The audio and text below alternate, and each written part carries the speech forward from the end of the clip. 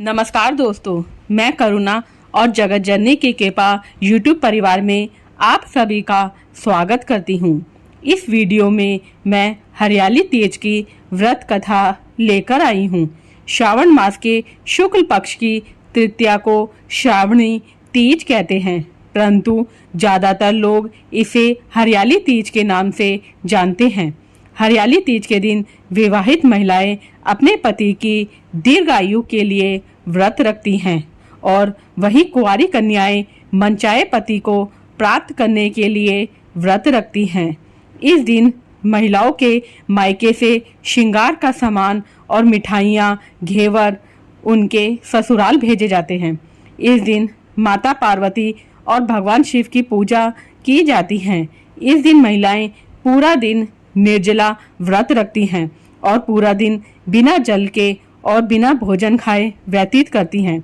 हरियाली तीज के दिन महिलाएं स्नान करने के बाद 16 श्रृंगार करके निर्जला व्रत रखती हैं और इसके बाद मां पार्वती और भगवान शिव की पूजा करती हैं।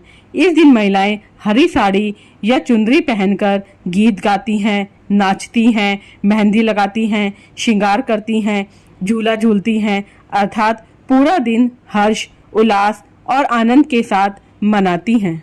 तो आइए सुनते हैं हरियाली तीज की व्रत कथा। शिवजी कहते हैं, हे पार्वती, बहुत समय पहले तुमने हिमालय पर मुझे वर के रूप में पाने के लिए घोर तप किया था। इस दौरान तुमने अन्न जल त्याग कर सूखे पत्ते चबाकर दिन व्यतीत किए थे। किसी भी मौसम की परवाह किए बिना तुमने निरंतर तप किया। तुम्हारी इस स्थिति को देखकर तुम्हारे पिता बहुत दुखी थे। तुम्हारे इस तप की खबर सुनकर भगवान विष्णु तुमसे विवाह करने के लिए तैयार हो गए और उन्होंने नारद जी को तुम्हारे घर पर ऐसा संदेशा भेजा। जब नारद जी तुम्हारे घर पधारे तो तुम्हारे पिताजी ने नारद जी से उनके आने का कारण पूछा। तो नारद जी बोले, हे गिरिराज, मैं यहाँ भगवान विष्णु के भेजने पर आया हूँ। वे आपकी कन्या की घोर तपस्या से प्रसन्न होकर उनसे विवाह करना चाहते हैं। मैं इसमें आपकी सहमति जानना चाहता हूँ।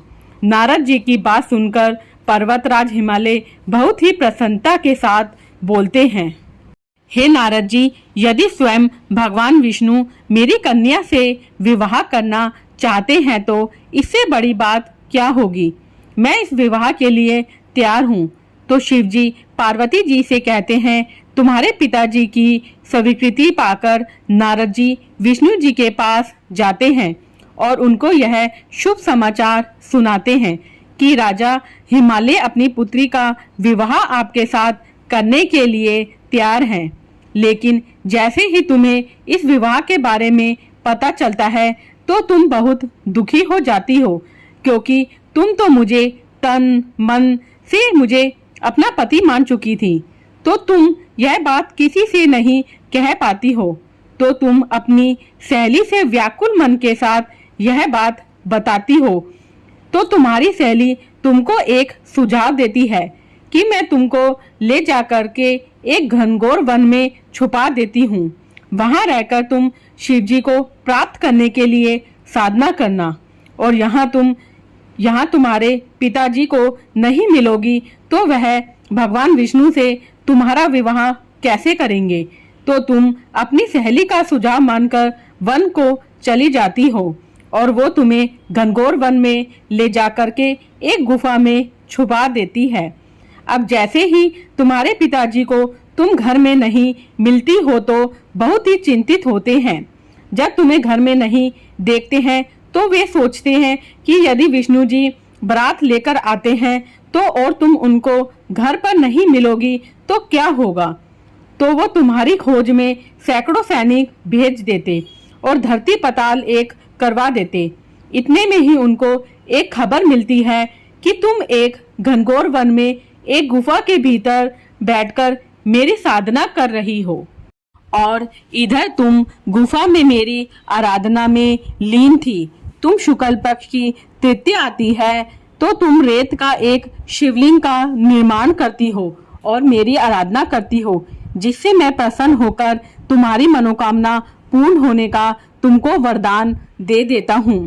तुम जब यहाँ तपस्या करती हो तो तुम यहाँ पर बिना जल और अन्न के मेरी तपस्या करती हो। सर्दी में बाहर ठंडी शिला पर बैठकर मेरी तपस्या करती हो और गर्मी में धूप में बैठकर तुम मेरी तपस्या करती हो।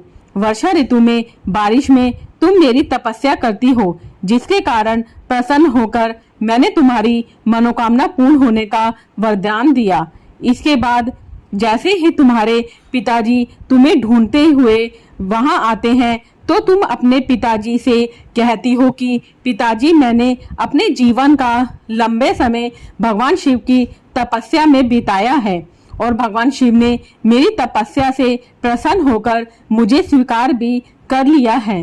अब मैं आपके साथ घर पर एक ही शर्त पर चलूंगी कि आप मेरा विवाह भगवान शिव के साथ करोगे। तो तुम्हारे पिताजी एक बार तुम्हें समझाने के लिए कहते हैं कि कहाँ भगवान विष्णु और कहाँ शिव, तुम क्यों उनके साथ विवाह करना चाहती हो।